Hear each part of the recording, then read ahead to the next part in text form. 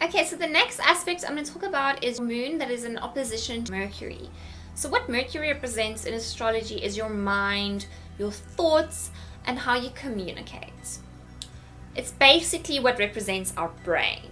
So what happens when your moon is in opposition to your Mercury? It basically means that your mind and your heart are in two separate places. So this can cause you to not be sure whether you should rely on your mind, your thoughts, your logic, and your intelligence when it comes to making a decision, or if you should rely on your emotions or your heart. So this can cause you to doubt yourself a lot, and you doubt your decisions, and you doubt whether you are doing the right thing or not.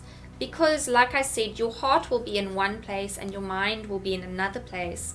And it will be very rare that your heart and your mind will work in unison with each other, where they will agree with each other that this is what you need to do.